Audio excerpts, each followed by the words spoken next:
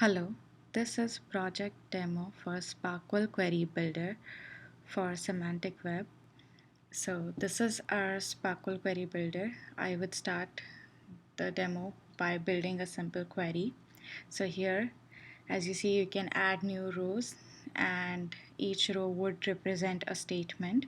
So here there is a one row added already. We can start with selecting resources. As you can see, these resources are already loaded from RDF data in memory. So you can see the list of resources. I would start by selecting, let's say, EU27. Now I can add property associated with the resource.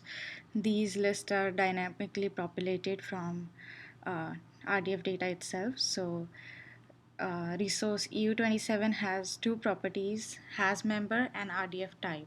So we can start with has member, and here this list is as well dynamically populated. So we can go ahead and select, let's say, UK. Now I'll add one more property, and this will be RDF type, let's say, and here the only option is country group. And now I'll add one more row. Here I would select UK.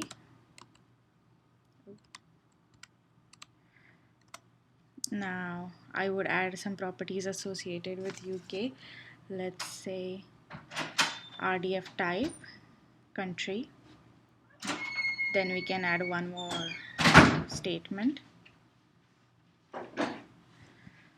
Let's say country, and property associated with country would be just one. There's only one option, so let's say resource.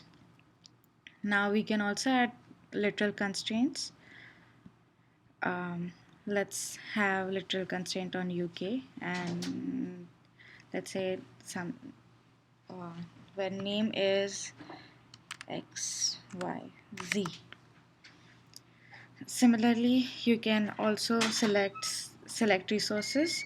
So here I would have just country, and once you click on generate, our SPARQL query will be generated. So here is the SPARQL query. You can see all the namespaces and prefixes. So since we had select resources as country, it will select country, and in where we have statements which represent constraints. So the first one is resource EU27 has member as UK as object. So this represents the first constraint.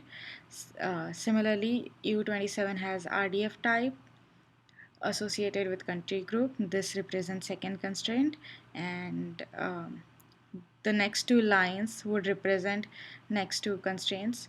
UK RDF type country, UK has RDF type country, and country has RDF type resources.